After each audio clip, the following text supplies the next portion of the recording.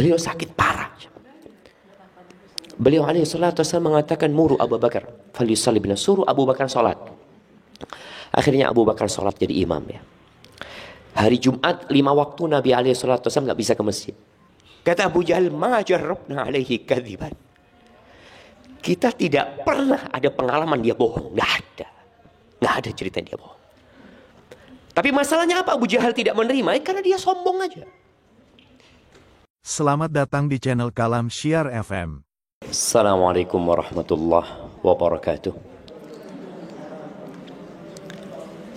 Alhamdulillah alladzi hadana li hadza wa ma kunna linahtadiya laula an hadana Allah.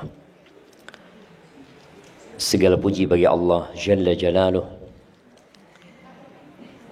yang telah memberikan petunjuknya kepada kita. Kita semua terkadang kurang mensyukuri nikmat hidayah. Padahal itulah nikmat yang paling agung yang Allah berikan kepada hamba. Kita bisa bayangkan kenapa dalam setiap sholat kita nggak berhenti di rakaat pertama mengatakan ihdinas siratal mustaqim. Di rakaat kedua kita ulangin lagi ihdinas siratal mustaqim. Karena tanpa petunjuk dari Allah kita nggak akan jadi orang baik ya. Man yahdillah fala mudhillalah wa may yudlil fala hadiyalah. Barang siapa yang diberi petunjuk oleh Allah, maka nggak ada yang bisa menyesatkannya. Tapi sebaliknya, barang siapa yang ditetapkan sesat oleh Allah, walaupun 1.000.000 ustadz,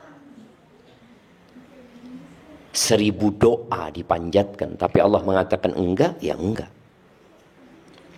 Allahumma salli wa sallim ala abdika wa rasulika Sayyidina wa maulana Muhammadin wa ala alihi wa ashabihi ajma'in.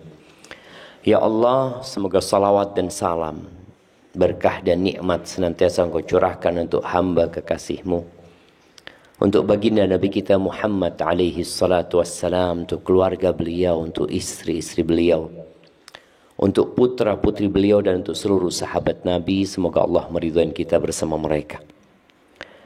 Amma ba'd, pagi hari ini kita akan berbicara tentang akhlak Rasul sallallahu alaihi wasallam.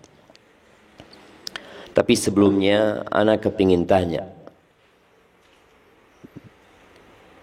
kapan Rasulullah SAW meninggal dunia? Ana mau kasih hadiah, ada banyak hadiah di depan ana ini. Nah, silahkan. Kapan Rasulullah SAW meninggal dunia? Iya, lengkap ya.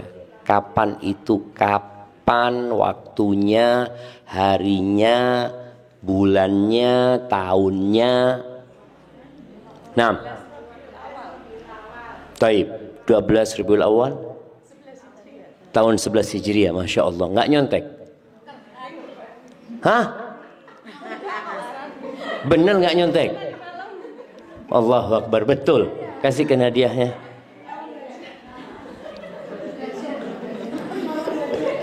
Nah, yang bungkus dapat hadiah sendiri. Alhamdulillah. Kan orang itu nggak tahu sama takdirnya, jemaah. Iya. Kadangkala dia bungkus ternyata milik dia. Allahu Akbar.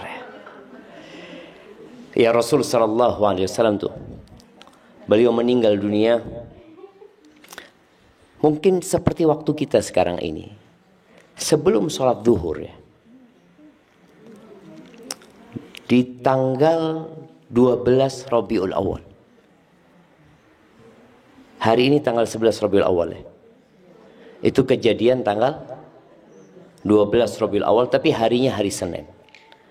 Di hari Senin ya, Rasul sallallahu alaihi wasallam itu mulai sakit kira-kira 14 hari sebelum meninggal dunia. Sejak Isya malam Jumat. Jadi kalau Isya malam Jumat itu tanggal berapa? Senin tanggal 12. Tanggal 12 Seninnya, Ahad tanggal 11, Sabtu tanggal tanggal 9. Jadi malam tanggal 9 Isya itu para sahabat Nabi nungguin Nabi SAW. Lalu beliau mengatakan, "Asallan nas, orang-orang udah sholat." Kata para sahabat, "Hum yantadhirunak ya Rasulullah." Mereka sedang menunggumu ya Rasulullah. Kata Nabi SAW, "Siapkan air," kata dia. Nabi mau mandi, akhirnya Nabi duduk di bak itu disiramin ya, dengan air dari 7 kendi. Beliau supaya seger gitu. Beliau bangun pingsan SAW. Beliau sadar mengatakan, "Asallan nas." Orang-orang udah sholat, kata dia. "Hum yantadhirunak ya Rasulullah." Mereka nungguin engkau ya Rasulullah. Nabi kemudian berusaha untuk disiram supaya beliau seger ya. Supaya kita tahu, Nabi itu capek hidup di dunia. Jadi kalau sebagian kita merasa lelah hidupnya ya, orang yang paling lelah hidupnya itu Nabi kita Muhammad SAW. Asyaddun nasi bala'an al-anbiya. Orang yang paling berat balaknya itu para nabi. Beliau akhirnya gak bisa sholat. Beliau sakit parah. Beliau alaihi salatu wassalam mengatakan, "Muru Abu Bakar falyusalli bina." Suruh Abu Bakar sholat. Akhirnya Abu Bakar sholat jadi imam ya. Hari Jumat 5 waktu Nabi alaihi salatu wassalam gak bisa ke masjid. Hari Sabtu full, beliau juga gak bisa ke masjid. Hari Ahad full, para sahabat berkunjung ya, menyenguk Nabi SAW ya. Nabi gak bisa bangun gitu. Bangun aja gak bisa alaihi salatu wassalam. Padahal beliau itu orang yang paling dicintai Allah ya. Kemudian di hari Senin pagi, tanggal 12 Rabiul Awal, Nabi alaihi salatu wassalam tuh buka horden rumahnya. Pintunya dibuka. Nabi ngelihat orang-orang sedang sholat subuh. Itu kata para sahabat. Ketika Nabi SAW buka itu sitar seperti rembulan di malam purnama aja. Terang ya, sahabat senang sekali. Sampai para sahabat yang sholat hampir lupa kalau mereka sedang sholat. Abu Bakar mau mundur. Karena dipikir Nabi SAW akan keluar untuk menjadi imam ya. Tapi ternyata Nabi SAW melambaikan tangannya, memberikan tanda agar mereka menyelesaikan sholatnya. Sudah. Mereka sholat, para sahabat bergembira jemaah. Mereka melihat Nabi SAW sudah sehat. Dan subhanallah, selesai sholat subuh, Abu Bakar Siddiq radhiyallahu ta'ala anhu datang menjumpai Nabi SAW. Dia mengatakan, "Ya Rasulullah, al-yawm yawm kharijah." Kata Abu Bakar punya istri di Awali sana. Anaknya Kharijah. Abu Bakar kata, "Ya Rasulullah, ini waktunya Kharijah.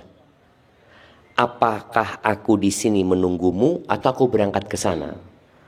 Kata Nabi SAW, "Kau berangkat," kata dia. Karena dilihat Rasulullah SAW udah seger gitu. Tapi ternyata subuh itu adalah subuh terakhir para sahabat melihat Nabi SAW dalam kondisi hidup. Apa tugas kita nih sebagai umatnya Rasul SAW? Gelap gulita kota Madinah waktu meninggal Nabi SAW. Gelap gulita.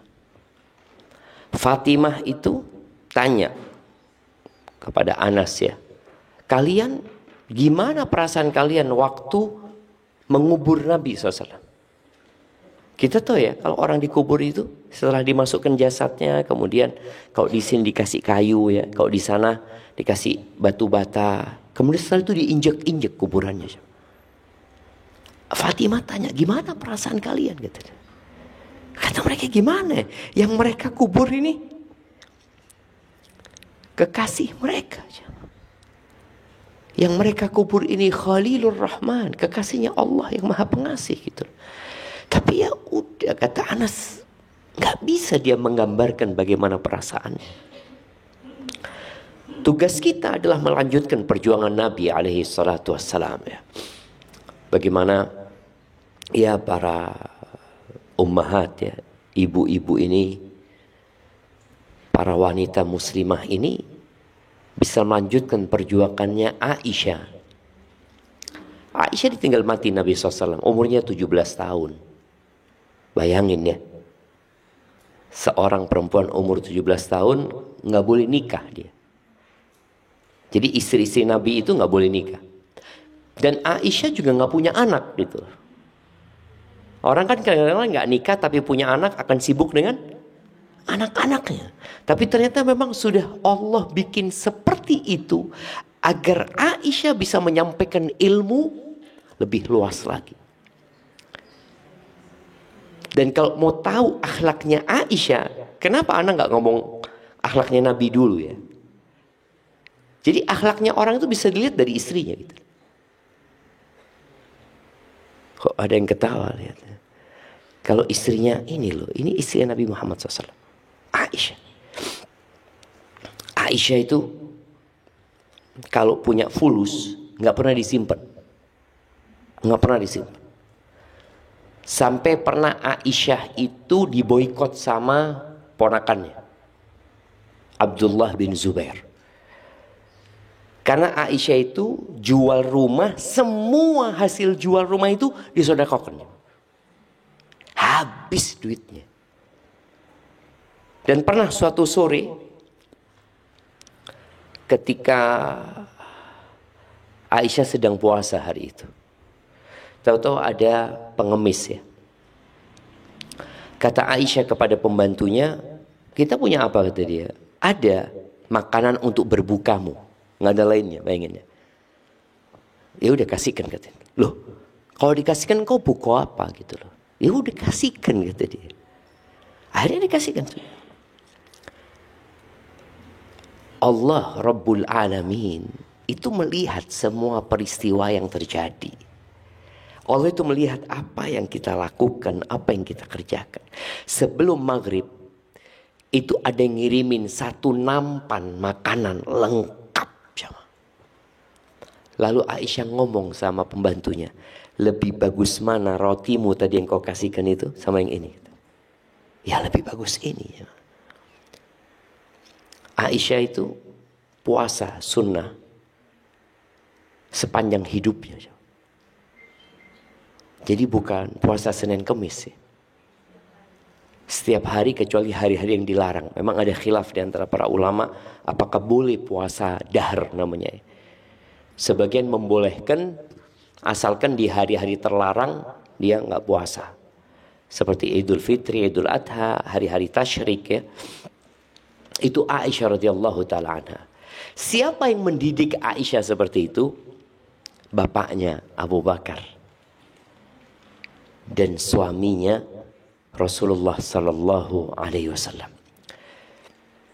Kalau bicara akhlak Nabi alaihi salatu wasallam, penduduk Mekah itu mereka ahlan nggak apa-apa.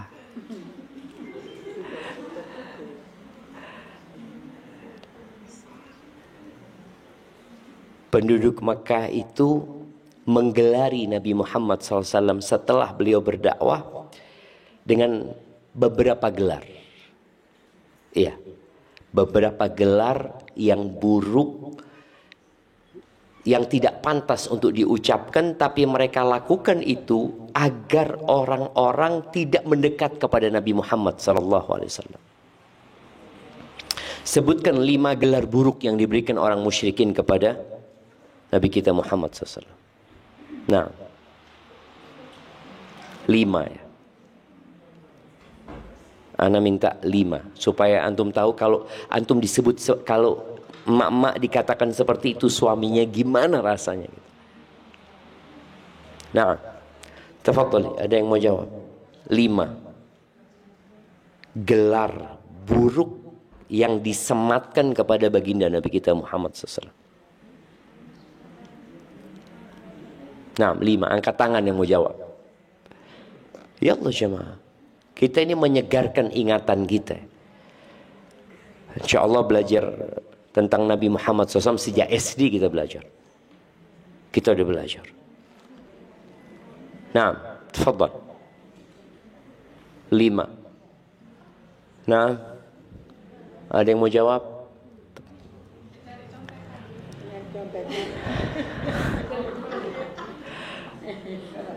Ya Allah jemaah. Nah, oke, ana turunkan jadi 4. Oke, 3. 3 berarti hadiahnya dikurangi. Tidak tahu ya. Tafadhali. Majnun. Nah. Apa? Pendusta. Pendusta, pembohong yang berdoa.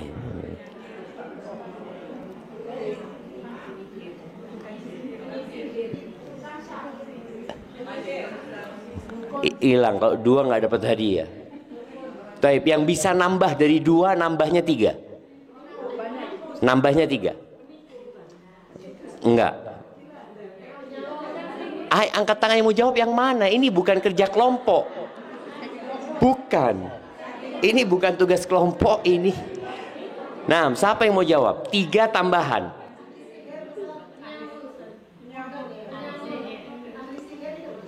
Iya, dapat dari mana ini? Ini kerja kelompok ini dapatnya ini. Nah, ya sebutkan 3 tambahan. Penyamun. Nggak, kayaknya kasih yang 3 aja dah, apa sudah. Penyamun itu perampok ya. Enggak. Mereka nyebutkan Nabi SAW majnun. Gimana kalau ada orang yang ngomong sama ibu-ibu, suami ibu itu majnun, orang gila. Supaya tahu perasaannya Khadijah ketika mendampingi Nabi SAW. Dikatakan sahir, penyihir. Dan kita tahu penyihir ini memisahkan antara anak sama orang tua, memisahkan suami istri ya. Dikatakan tadi kadzab ya. Nabi SAW. Dikatakan kahin. Kahin itu dukun paranormal ya. So, dikatakan syair, penyair Nabi SAW. Makanya Nabi SAW menghadapi itu, ia sakit hati loh coba. Siapa yang gak sakit hati? Sampai Allah Azza wa Jalla mengatakan, walaqad na'lamu annaka yadhiqu sadruka bima yaqulun. Kata Allah, kami tahu dadamu jadi sempit gara-gara omongan orang itu. Nabi punya perasaan. Beliau orang yang terhormat. Selama 40 tahun beliau hidup digelari Al-Amin.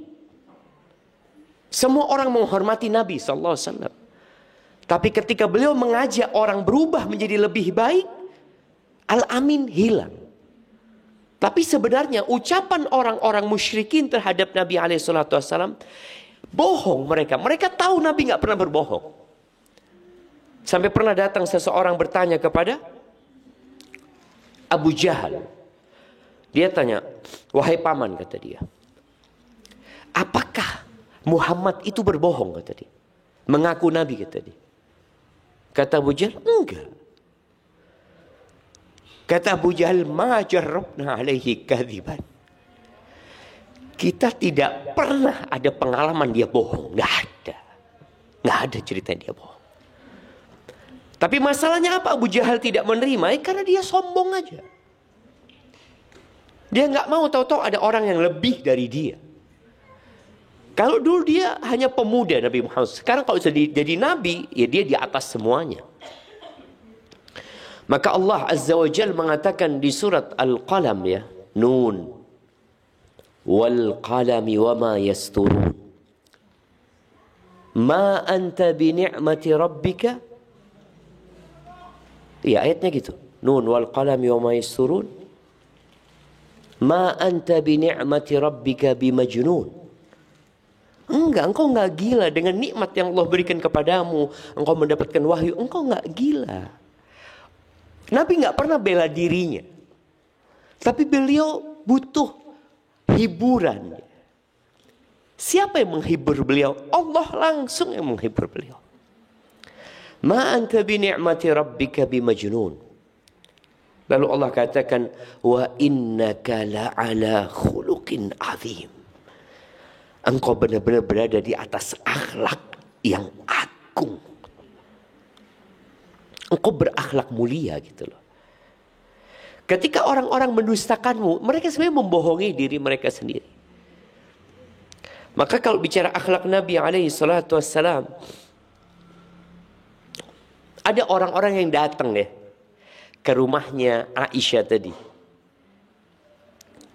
Ya, mereka ingin tahu gimana sih akhlaknya Nabi sallallahu alaihi wasallam ya. Kalau mungkin di luar banyak orang yang tahu, kelihatan. Tapi kalau bicara akhlaknya seseorang di rumah, maka yang paling tahu siapa? Istrinya. Dan yang paling tahu dengan akhlaknya istri siapa? Suaminya. Dan siapa? Dan pembantunya. Ibu-ibu kalau mau tahu ibu-ibu ini baik apa enggak, kalau pembantunya sering ganti-ganti, berarti ada masalah. Enggak usah, pembantunya yang bermasalah. Iya, kita mengakuinya seperti itu. Kalau sekali oke, dua kali oke, 3 kali pembantumu ganti, berarti kau yang bermasalah. Enggak, anak enggak mau pakai, anak ganti yang keempat. Loh, hendaklah orang introspeksi diri gitu. Nabi SAW, Anas bin Malik 10 tahun jadi pelayannya Nabi SAW. 10 tahun. Dan dia bocah kecil. Kenapa Anda perlu sampaikan Anas itu bocah kecil? Karena kita sama anak-anak itu biasanya lepas gitu loh. Tapi kalau sama orang tua ya nggak enak, jaim, jaga image. Jadi sama anak-anak nggak ada. Dan Anas memberikan pujian kepada Nabi SAW. Istri-istri Nabi SAW. Istri Nabi bukan satu. Tapi semua istri Nabi SAW memberikan pujian kepada Rasul SAW. Nggak ada manusia yang paling indah yang pernah menginjakkan kakinya di muka bumi ini. Dan bumi ini bangga ya, pernah diinjak oleh Rasul SAW. Ceritanya Sa'ad bin Hisham bin Amir. Dia datang ke rumahnya Aisyah radhiyallahu taala anha. Dia mau tanya, kayak apa sih perilaku Nabi SAW di rumah gitu loh. Seperti apa karakter Rasul sallallahu alaihi wasallam? Kata Aisyah radhiyallahu taala anha, "Alasta taqra'ul Qur'an?" Engkau baca Quran? Iya, aku baca Quran. Fa inna khuluqa Nabiillah SAW kana al-Quran. Jadi kalau engkau mau tahu akhlak Nabi SAW, ya Quran itu loh. Engkau baca Quran dari awal sampai akhir, itu akhlaknya Nabi SAW. Sa'ad bin Hisham yang bertanya kepada Aisyah pertanyaan ini. Pertanyaan ini benar-benar berdampak kepada diri. Sampai dia mengatakan, fahamamtu an akum wala as'al ahadan an syai'. Aku berkeinginan untuk bangun dari tempat itu dan aku tidak akan bertanya kepada siapapun tentang apapun. Cukup sudah seakan-akan. Kita kan diperintahkan mencontoh Nabi SAW ya. Laqad kana lakum fi Rasulillahi uswatun hasanah. Dan subhanallah, Nabi SAW itu yang banyak duduk dekat beliau itu ya laki-laki. Maka datang seorang wanita kepada Rasulullah SAW mengatakan, ya Rasulullah, laki-laki ini menguasai engkau tadi. Kapan kita perempuan ini dapat waktu khusus? Akhirnya Nabi SAW mengatakan, udah di rumahnya fulan. Kalian kumpul di rumahnya fulan, hari fulan jam sekian aku akan datang. Tapi datang memberikan pendidikan kepada wanita-wanita itu. Dan para sahabat wanita kalau dapat nasihat, itu berusaha untuk langsung diamalkan. Dan ini yang kadangkala kurang dari kita. Anak ingat. Mungkin 10 tahun yang lalu ya. Anak pernah isi kajian di Al-Muhsinat. Al-Muhsinat ini sejak tahun berapa ada?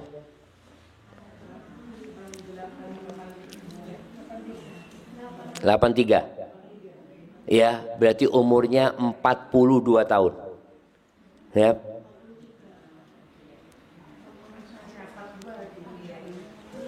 Ya apa ceritanya? Kalau 83 berarti umurnya 42. Betul. Nah, 42 tahun. Siapa yang ikut kajian Al-Musilat 42 tahun? Satu.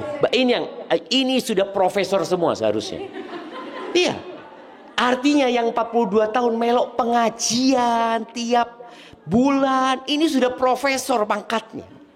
Tapi coba tanyakan, berapa banyak hadis yang dihafal? Coba tanyakan, berapa banyak ayat Quran yang jadi tambahan setelah 42 tahun gitu ya. Ada yang mengatakan setelah 42 tahun, alhamdulillah Ustaz, ana hafal 3 juz Al-Quran. Ana hafal 4 juz Al-Quran. Kadang-kala nggak tahu ya, mudah-mudahan sudah 10 juz ya yang 42 tahun ini. Tapi kadang-kala kita berpikir, loh kayak indah. Maka harapannya mungkin nanti Al-Musilat ini kajiannya lebih sistematik. Ada setoran hafalan Quran. Setiap pertemuan setoran 1 ayat. Kalau 10 tahun berapa ayat? Berarti 12 ayat ya. 10 tahun 120 ayat. Itu kalau 1 ayat. Kalau nah kelamaan kan? Padahal kelamaan tidak dilakoni. Kita ini kasih yang paling ringan, tidak dilakoni. Artinya tadi juz amma lah. Juz amma itu, Anda mau kasih hadiah. Juz amma itu berapa surat? Berapa? Angkat tangan yang jawab. Berapa surat juz amma?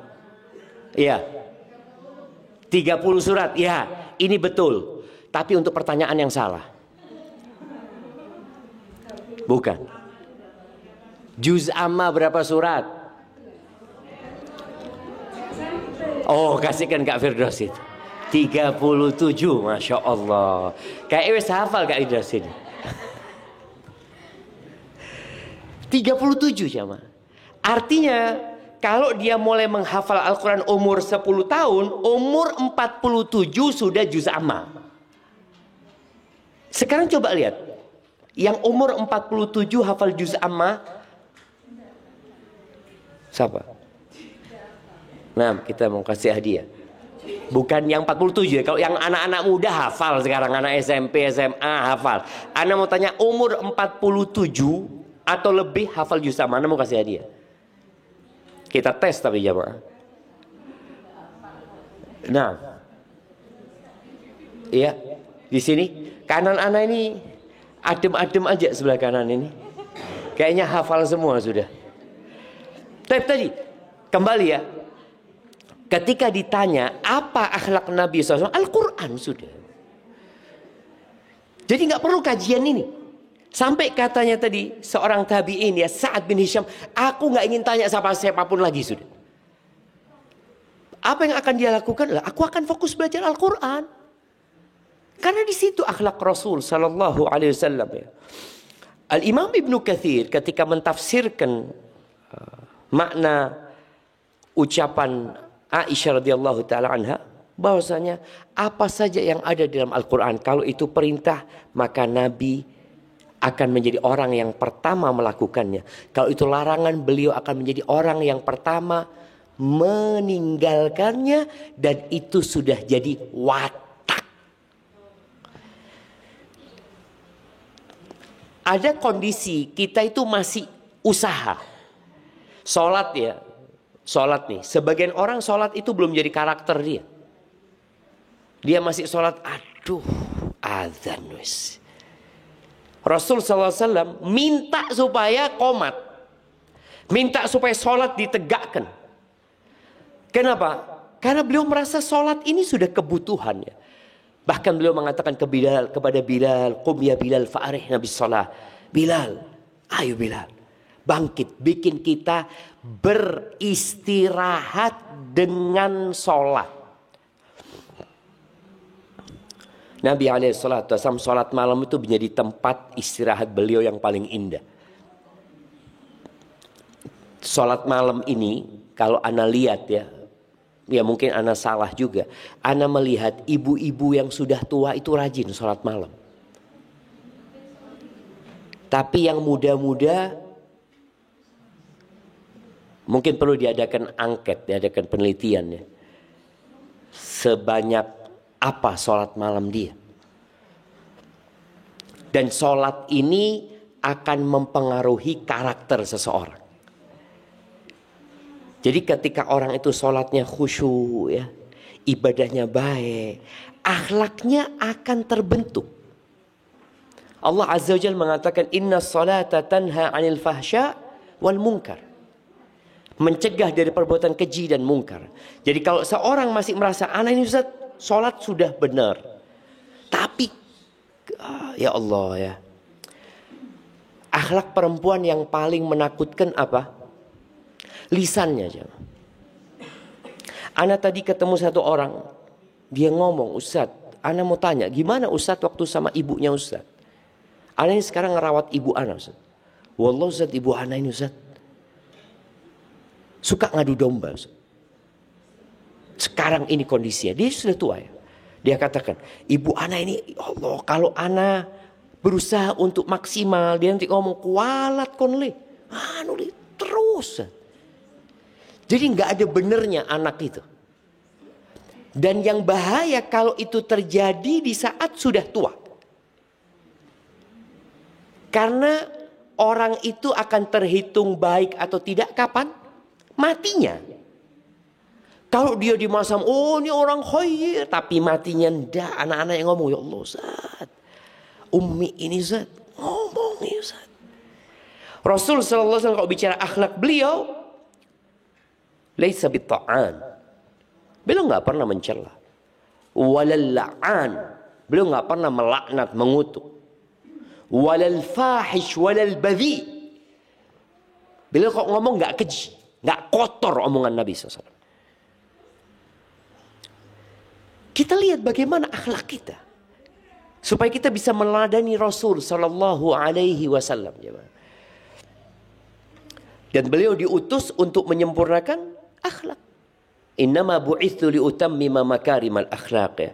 Dan akhlak orang Arab jahiliyah, mungkin kita kalau dengar jahiliyah buruk, jelek, iya betul. Tapi ada akhlak-akhlak yang mulia. Di antara akhlak mulia orang Arab itu, perempuan merdeka itu hampir nggak ada yang berzina. Jahiliyah ya. Maka ketika Nabi SAW membaiat wanita-wanita itu, di antara isi baiatnya agar mereka tidak berzina, istrinya Abu Sufyan, Hind bint Utbah, dia heran dengan perjanjian ini. Kenapa harus bikin perjanjian seperti ini? Kok kita harus janji gak berzina? Karena secara karakter dia mengatakan, awataznil hurra. Apakah ada wanita merdeka yang berzina? Ini orang musyrik awalnya, jahiliyah, gak kebayang berzina. Gak kebayang dia. Dulu yang berzina itu adalah budak-budak. Bahkan pelacur-pelacur dulu itu, kalau kita baca sejarah, kira-kira di Mekah itu ada 9 lokalisasi. Tempat pelacuran itu. Jadi orang kalau jadi pelacur itu, dia kasih bendera di depan rumahnya. Supaya orang tahu ini rumah apa istilahnya? Rumah bordir apa? Iya, rumah seperti itu. Itu semuanya, ana baca tadi malam, loh, semuanya budak. Maka dia tanya, apakah perempuan merdeka berzina? Tapi ternyata memang ada. Apalagi ketika di masa sekarang ya. Tadi malam kita membahas kajian itu kohabitasi ya, kumpul kebo. Di antara mahasiswa-mahasiswi ya, di antara para pekerja-pekerja yang merantau ya. Na'udzubillah min dzalik jemaah. Jadi Nabi alaihi salatu wassalam, beliau diutus untuk menyempurnakan akhlak. Kita lihat beberapa akhlak Nabi sallallahu alaihi wasallam ya. Beliau itu Kata Anas bin Malik ya, radhiyallahu anhu mengatakan, ini pembantunya. Jadi kalau kita dapat cerita pembantu maka insya Allah valid sudah. Objektif dia. Kata dia, ma ra'aitu rajulan iltaqama udhuna Rasulillah SAW fayudahi ra'sah. Aku nggak pernah ngelihat ada orang ngomong sama Nabi SAW. Iltaqam itu seakan-akan mau menyergap telinganya Nabi SAW. Dia ngomong sama Nabi SAW, fayunahi ra'sah. Lalu Nabi SAW memindah kepalanya. Nggak pernah. Jadi ada orang ngomong didengerin sama Nabi SAW. Sampai orang itu yang pergi. Wa ma ra'aitu rajulan akhadha biyadihi fataraka yadah. Dan aku nggak pernah ngelihat ada orang yang pegang tangannya Nabi SAW. Dia ingin digandeng Nabi SAW.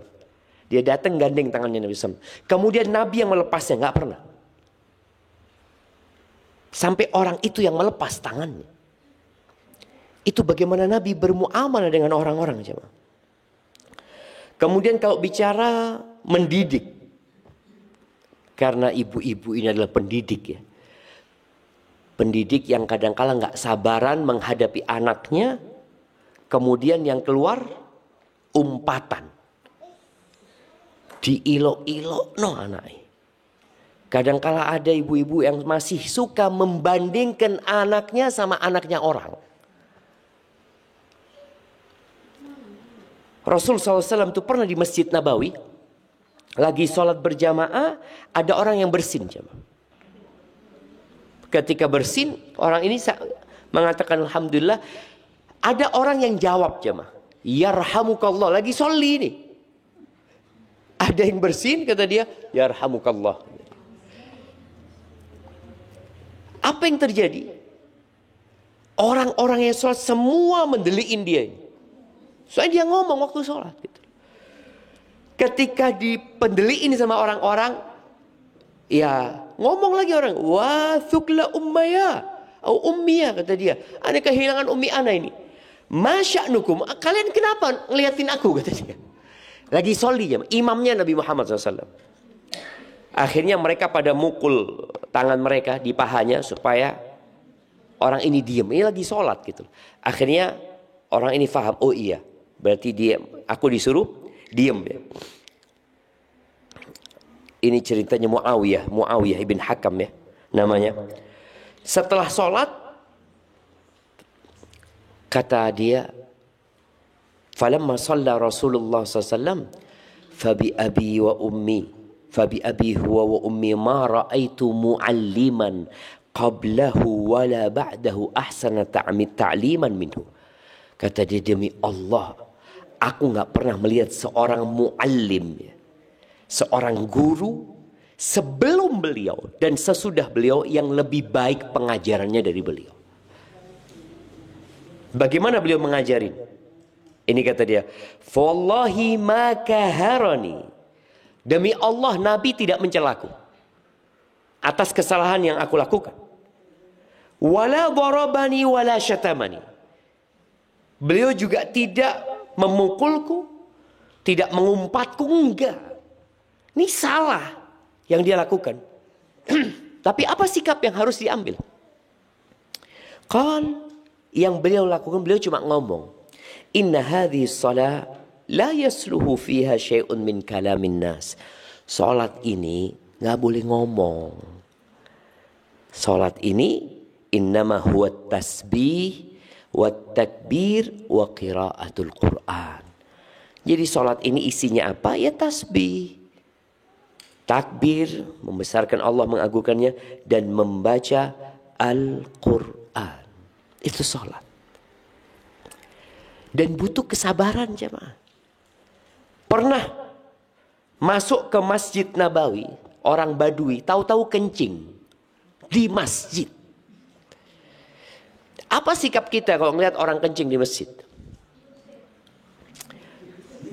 Bukan cuma diusir ya, dikeroyok sama tuh orangnya.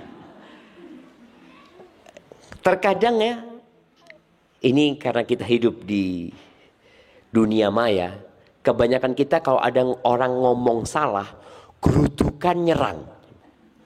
Komennya itu netizen ini langsung wah ini kayak gini, nggak pernah belajar, nggak ngerti apa-apa, terus jamaah. Kenapa harus terjadi itu? Ini orang kencing di Masjid Nabawi, bukan masjid Mukhlisin apa Mukhlasin, enggak. Masjid Nabawi yang dikencingin. Datang langsung tahu-tahu buka sarungnya, kencing jemaah. Itu sahabat ribut jemaah. Kata Nabi SAW, da'u wa la tuzrimu. Biarkan kata Nabi SAW. Jangan dipotong kencingnya. Bayangkan ya. Suruh mari no nguyuni. Hadza Rasulullah SAW. Setelah selesai, dipanggil sama Nabi SAW. Panggil. Beliau mengatakan, inna hadhil masajid, kata dia. Masjid-masjid ini bukan tempatnya kencing. Bukan tempatnya untuk buang kotoran. Tapi ini tempat untuk zikrullah, untuk sholat dan untuk baca Al-Quran. Lalu Nabi SAW memerintahkan para sahabat untuk nyiram bekas kencingnya. Kalau kita wis diamuk, kok nyiram dewi. Itu kan yang terjadi sama kita. Jadi Rasul SAW itu bil mu'minina raufur rahim, penyayang beliau jemaah. Kau tahu penyayang Nabi SAW itu. Ibu itu seharusnya penyayang. Tapi kadangkala kasih sayangnya itu menguap gara-gara melihat sikap anaknya yang kurang ajar. Padahal boleh jadi dia kurang ajar karena kurang kasih sayang. Rasul SAW itu pemaaf. Siapa di antara ibu-ibu yang sampai hari ini masih menyimpan dendam? Ana kasih hadiah.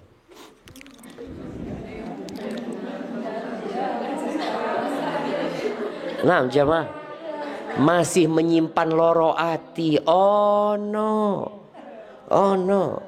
Ana mau kasih hadiah. Tidak ada yang ngaku. Kita itu sulit memaafkan jemaah. Sulit memaafkan.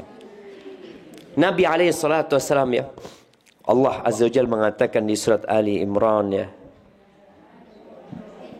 di ayat 159, Allah mengatakan fabima rahmatin minallahi lintalahum. Atas dasar rahmat Allah kepadamu, engkau jadi lembut sama mereka. Walau kunta faddan ghalidhal qalbi lan faddu min hawlik. Kalau engkau keras, kalau engkau kasar dan keras hatinya, orang akan kabur meninggalkan engkau. Kita ini kadang-kala pura-pura baik kalau di depan orang, jangan. Maka tadi Anda sampaikan, yang paling tahu kita baik apa bukan orang di rumah kita. Kita ini kalau ketemu sahib, oh ketawa, ahlan, kefal, muka khair fulan ya. Padahal kata pembantunya, na'udzubillah, kau tak cepat mati majikanku gitu. Loh, jangan sampai didoakan cepat mati sama pembantunya gitu kan. Baik. Kata Allah Azza wa Jal, fa'fu anhu. Ini perintah dari Allah, engkau maafkan mereka. Jadi orang yang menyakiti Nabi SAW, orang yang mengatakan engkau gila, engkau penyair, dukun, maafkan mereka. Wastaghfir lahum, jangan cuma dimaafkan, tapi engkau berdoa minta sama Allah supaya mereka diampuni.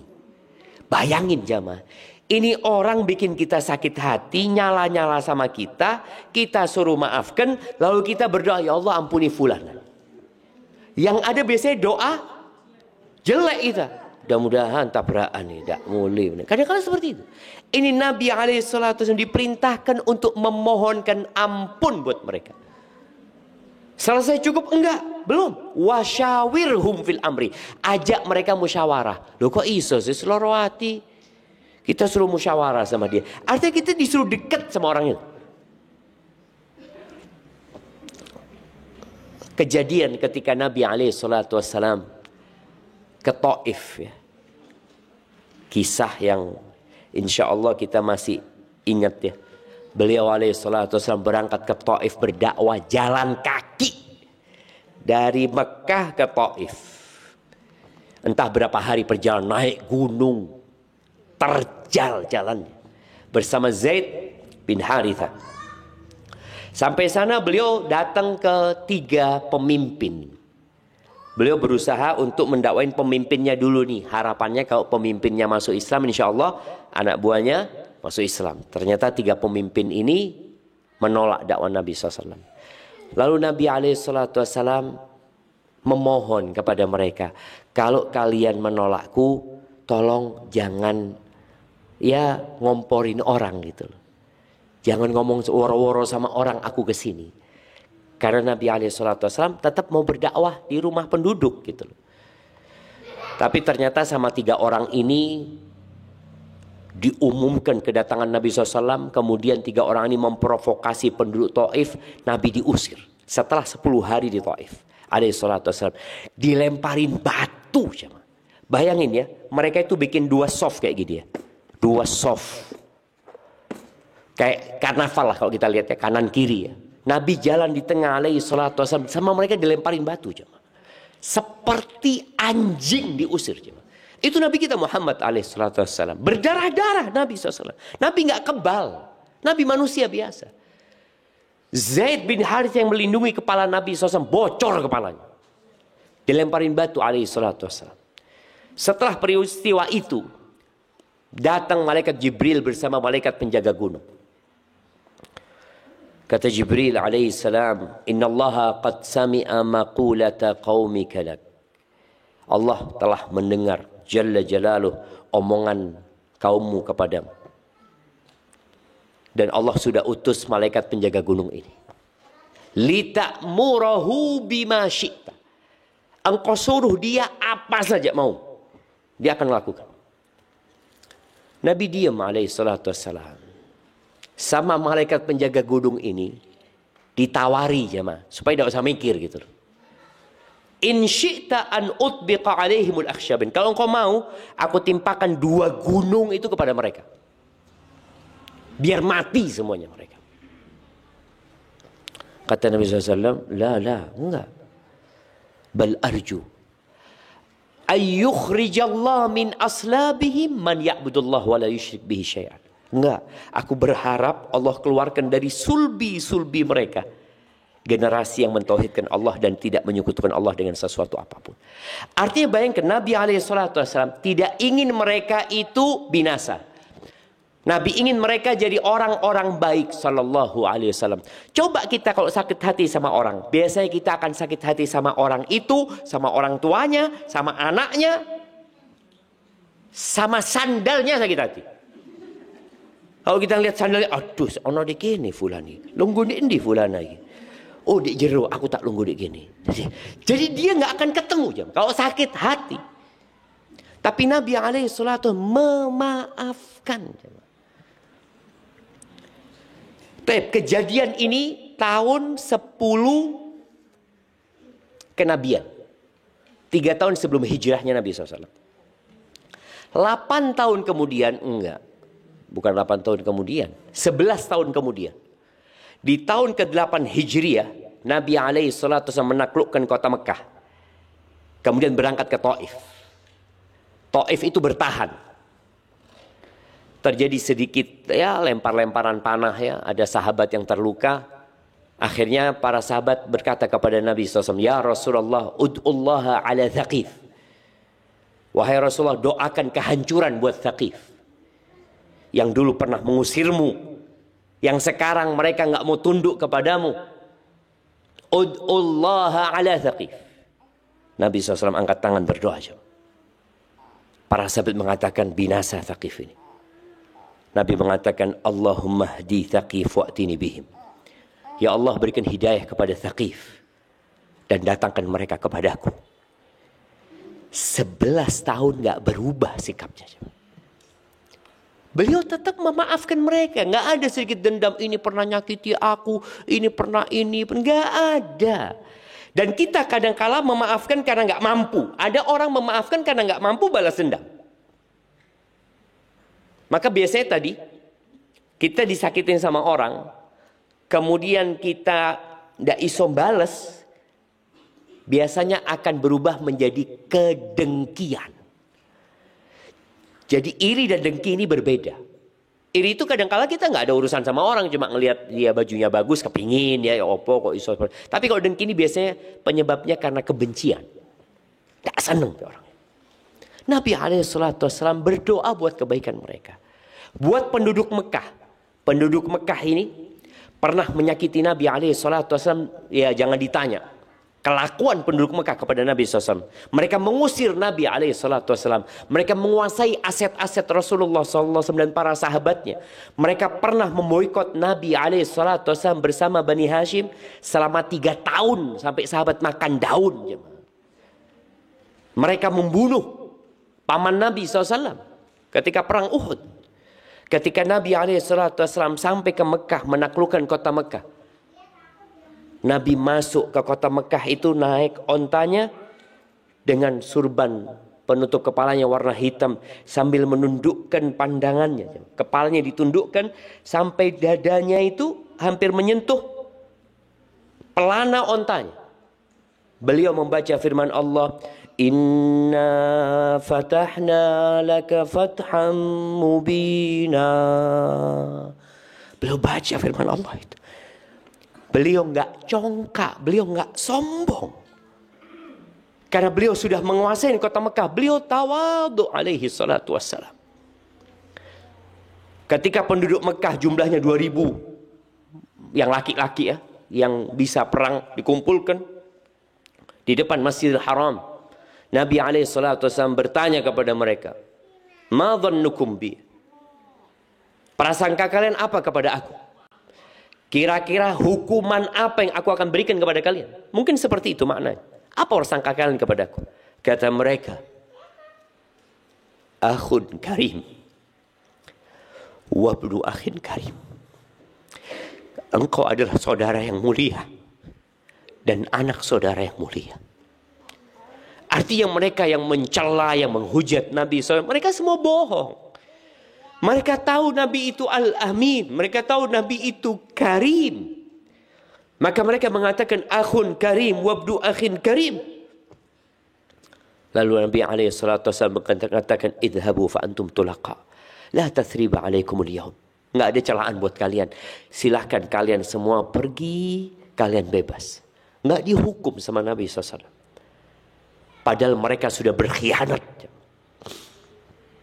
Maka ahibati fillah, kalau bicara akhlak Rasul SAW, maka singkatnya bacalah Al-Quran. Nabi orang yang pandai memaafkan. Dan ketika beliau memaafkan juga beliau mendoakan. Semoga kita bisa ya mencontoh Rasul SAW. Ada satu pohon di hati kita yang nggak bisa dicabut. Pohon apa itu? Anu kasih hadiah. Ada satu pohon di hati kita. Yang pohon itu nggak bisa dicabut. Dicabutnya nanti kalau mau masuk surga. Nah.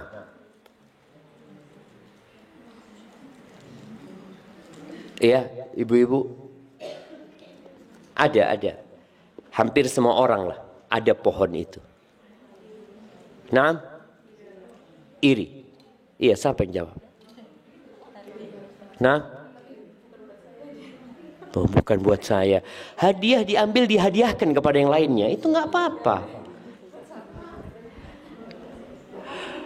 Nah, iri jemaah. Iri. Hasud. Ma khala jasadun min hasad. Dikatakan oleh sebagian ulama ya, tidak ada tubuh yang bersih dari hasad. Iri tadi nggak ada. Tapi kalau orang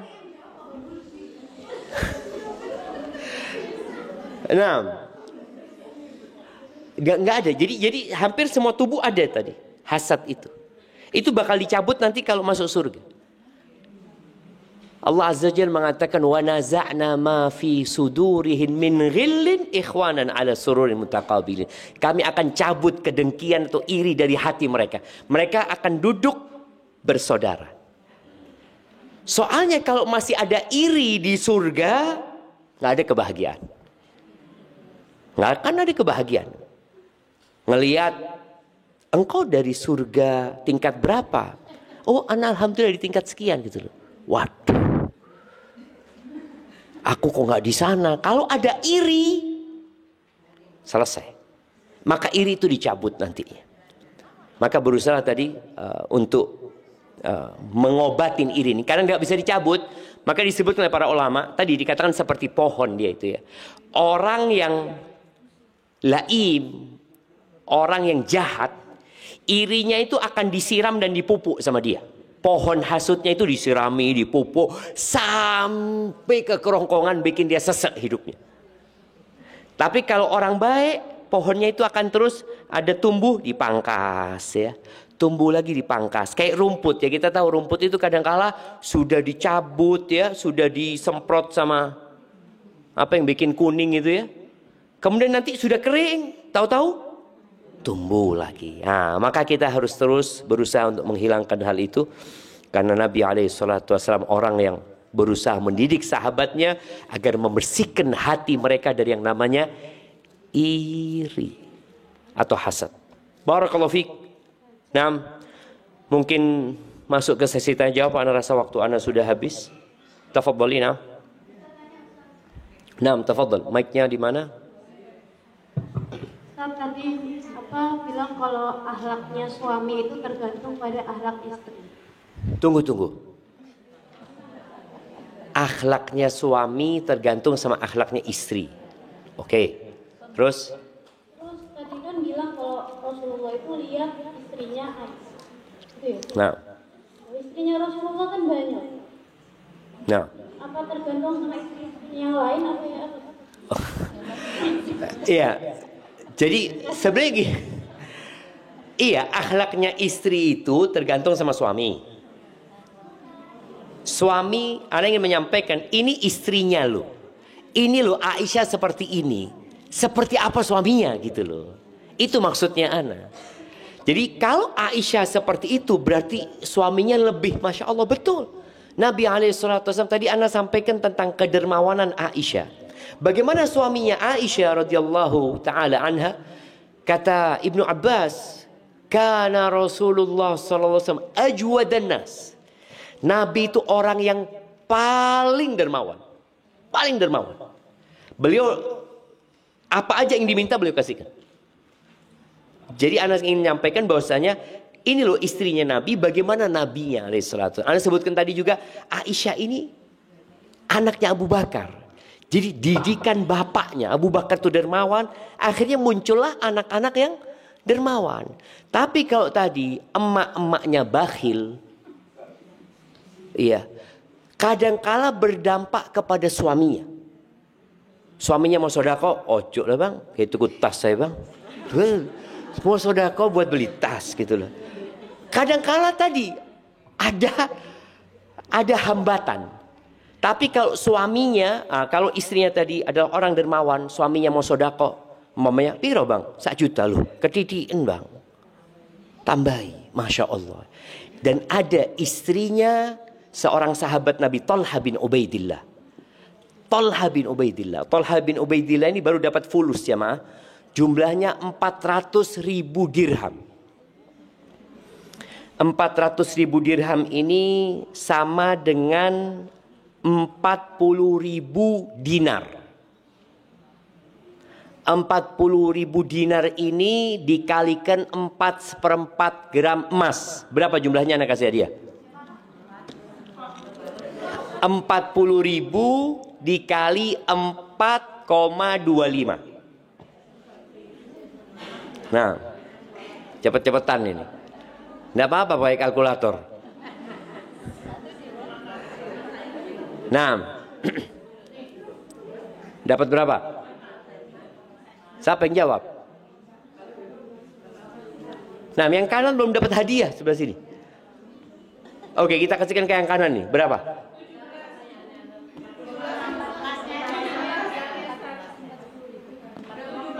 17 apa? Kok 17 M? Lu gram. Kan tadi Anda 4,25 gram emas. 17 gram. Kok iso sih?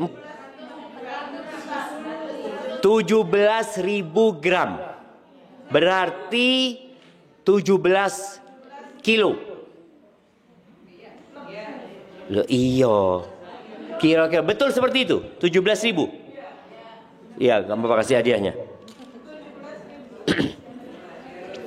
17, anggap 17 kilo emas. Berapa juta jamaah? Berapa M itu? Kok 8 M? Apa sih? Ya, 10-nya aja sudah hampir 20 M. Ya kira-kira 30 M. Itu, ini dengarkan ceritanya dulu, belum selesai. Tolha ini dapat fulus segitu, nggak bisa tidur jamaah. Dia keluar masuk rumahnya ya. Karena dia baru jual aset. Bingung, ditanya sama harimnya. Bang, kenapa bang, kata dia. Ngomong, ana baru dapat fulus kayak gini, kata dia. Bingung ana, kata dia. Kau kepingin gak bingung bang? Kata, iya, kata dia. Ya apa caranya? Engkau panggil pembantu-pembantumu bang. Engkau bagi duitmu. Itu dipanggil pembantunya. Kirimkan ke rumahnya fulan. Kirimkan ke rumahnya fulan. Terus sampai pagi sampai entek. 17 kilo itu entek. Kira-kira kalau kita mikiri, waduh rugi Ustaz. Nah, tapi tadi ya, memang tadi istri yang soleha akan berdampak kepada suaminya, ya seperti itu kira-kira. Barakallahu fik. Nah ini ada pertanyaan lagi, mic-nya kasihkan.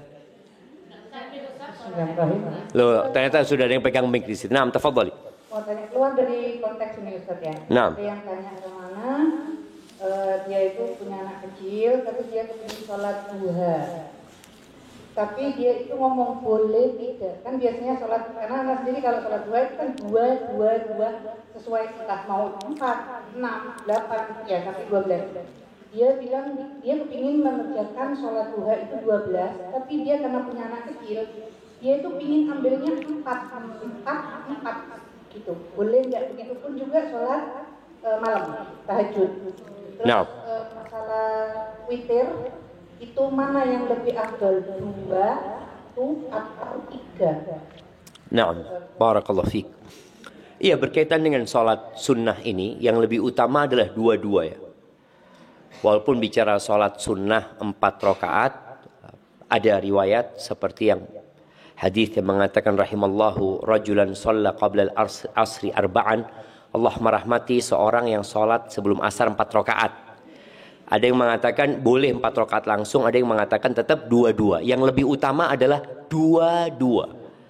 Dan kalau tadi dikatakan dia punya anak kecil, seharusnya 2 itu akan lebih ringan. Karena dia punya anak kecil, boleh jadi setelah 2 rakaat anaknya nangis, selesai. Tapi kalau 4 rakaat malah terlalu ruwet, terlalu panjang. Maka solusinya 2. Dan sholat duha ini enggak 12 rakaat ya. Sholat duha ini selama waktunya boleh kita sholat. Jadi yang lebih kuat pendapat sholat duha itu tadi dari matahari terbit ya sampai tinggi setombak gitu ya. Udah 10 menit 15 menit sampai sebelum masuk waktu zuhur.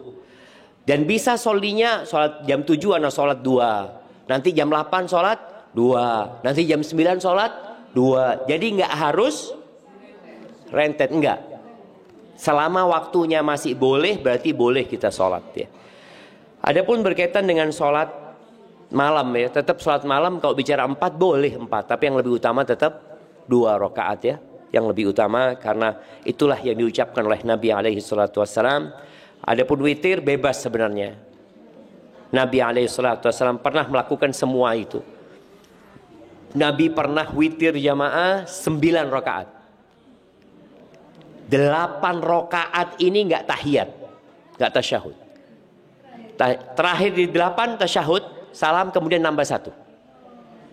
pernah beliau 7, pernah beliau 5 langsung seperti itu. Jadi boleh witir itu, kalau tadi dikatakan kita fahamnya witir itu cuma kan 2, 1 apa 3 gitu ya. Enggak, boleh 5, boleh 7, boleh 9. Kalau yang 11 itu jadinya sholat malam tadi nantinya.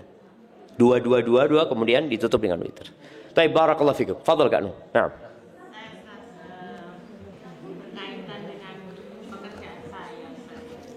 Ya mic-nya kasihkan biar yang lainnya dengar maksudnya Kak Nuh. Ya mic-nya.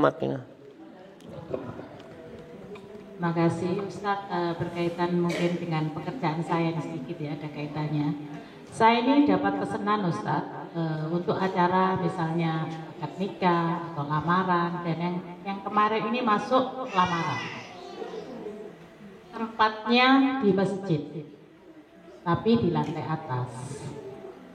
Terus ada nikah, tempatnya di lantai bawah. Lah untuk konsumsi, saya kan catering ya Ustaz.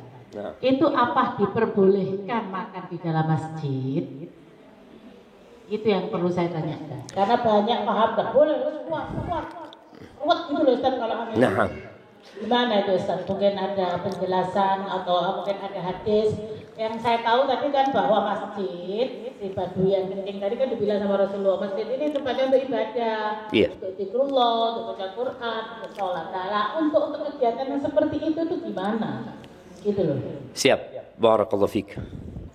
Iya, bicara tentang masjid ini pertanyaan menarik sekali ya, karena menjadi fenomena yang lumrah sekarang, orang akad nikah di masjid ya. Kalau akad nikah di masjid biasa dari sejak dulu. Tapi kan walimah di masjid akhirnya.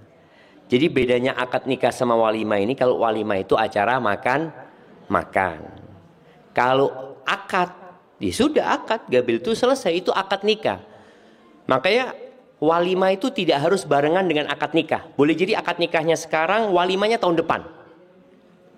Bisa jadi. Jadi dia akadnya sudah sah. Tapi walimahnya tahun depan lah, ngelengi disik. Terkadang orang kan enggak, akad nikahnya ditunda supaya bisa ngelumpukno duit untuk walimah. Padahal walimah tidak ada hubungannya dengan akad nikah. Itu hanya sunnah dalam pernikahan tadi. Jadi kalau bicara masjid ya, yang penting sebenarnya kalau kita lihat Rasul SAW itu menjaga masjid dari semua yang namanya kotoran. Dijaga. Makan di masjid, ya para sahabat Nabi itu sallallahu alaihi wasallam kira-kira ada 80 orang yang tidurnya di masjid. Tidur di masjid. Sekarang kan masjid tulisannya apa? Dilarang tidur gitu loh. Jadi ada pergeseran karena memang dulu masjidnya itu sederhana.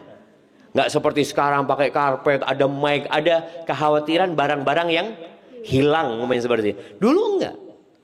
Dan sahabat yang tidur di masjid itu ya kalau makan di masjid.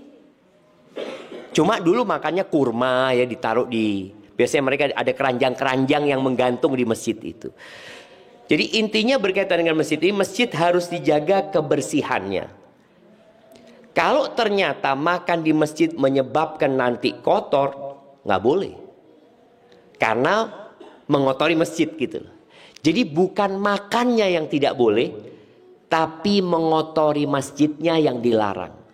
Makanya kalau kita tahu di Mekah Medina, itu kalau sudah Ramadan buka bersama, ya mereka pasang sufroh. Makan di masjid, makan roti, makan ini, cuma dipasangin sufroh. Sehingga kalau ada yang jatuh, nggak jatuh ke karpet. Berarti mereka masih menghargai masjid. Jadi mungkin tadi, kalau Kak Nung bicara di masjid, ya diusulkan ada sufroh. Jadi jangan makan di atas karpet karena ngotorin.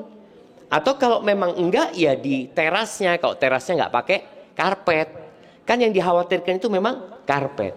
Dan di Masjid Nabawi itu juga ada aturan enggak boleh masuk minuman manis. Itu enggak boleh. Teh manis enggak boleh. Kopi boleh. Kenapa? Karena manis itu lengket kalau kena karpet gitu loh. Beda kalau enggak manis itu dibersihkan selesai gitu loh. Cuma masih banyak yang melanggar ya, orang masukkan di kantongnya jus atau apa. Tapi intinya masjid itu harus dijaga kehormatan dan kebersihannya. Seperti itu Kak Nung. Dan mungkin dari satu masjid ke masjid lain ada aturan yang dibuat ya sama mereka, yang kadang-kala ya kita harus ngikutin aturan ya. Kalau dikatakan masjid ini ternyata nggak boleh makan di dalam, ya sudah kita ikutin.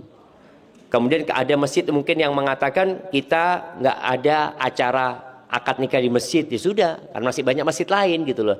Kadang-kala kebijakan kembali kepada DKM masjid itu ya. Hadza wallahu a'lam bissawab. Nah,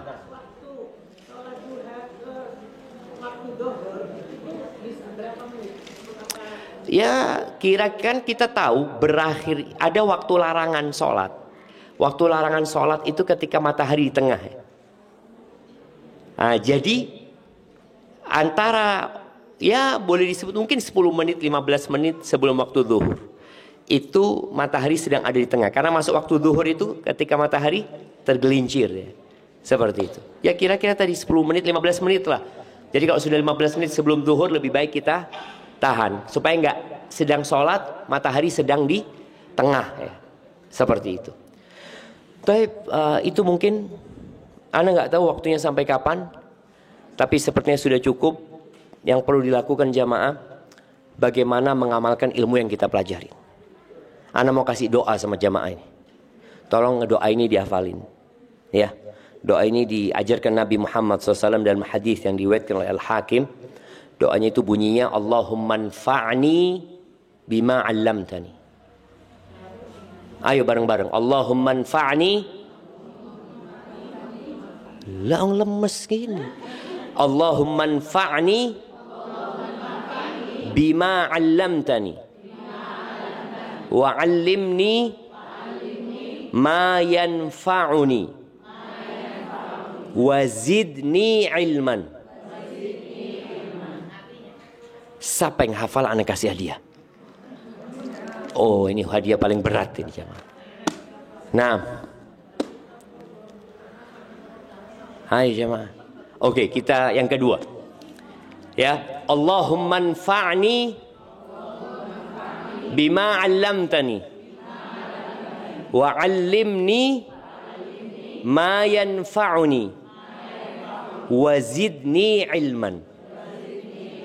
Yang artinya ya Allah berikan manfaat buat aku atas apa yang kau ajarkan kepada aku. Dan ajarkan kepada aku yang bermanfaat buat aku. Dan tambahkan buat aku ilmu. Yang hafal. Apa? Wah, artinya enggak. Fadhal. Yang keras. Mic, kasihkan mic. Allahumma anfa'ni bima 'allamtani wa 'allimni bima yanfa'uni Wa 'allimni bima ma yanfa'uni. Wa 'allimni ma yanfa'uni wa zidni ilman. Ahsanti, barakallahu fikum. Kirimkan hadiahnya. Taib itu jadi doa, tolong dihafal. Kalau nanti ini tolong siapa ke anunya, pengurusnya ini. Iya, pengurusnya bulan depan ketika kajian nggak boleh masuk kecuali setoran hafalan ini. Loh iya. Kabeh, maksudnya di depan kan masuk orang satu-satu masuknya, nggak ada masuk gerudukan. Wah, nggak datang itulah berarti kan memang akhirnya ilmunya nggak bermanfaat gitu loh. Harapan anak jangan sampai doa ini cuma sekedar ya wis mari Ustaz mari loh, enggak. Nanti pekan apa kan sebulan sekali kajian ini, setengah bulan sekali, apalagi setengah sebulan sekali tadi. Taib, Allahumma anfa'na bima 'allamtana wa 'allimna ma yanfa'una wa zidna ilman. Rabbana atina fid dunya hasanah wa fil akhirati hasanah wa qina adzabannar. Wa subhana rabbika rabbil 'izzati 'amma yasifun wa salamun 'alal mursalin walhamdulillahi rabbil alamin. Jazakumullahu khairan. Wassalamualaikum warahmatullahi wabarakatuh. Pulang baca ini sampai asar.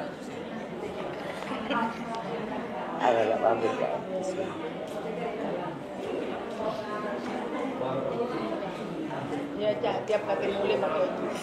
Jadi dulu beneran enggak.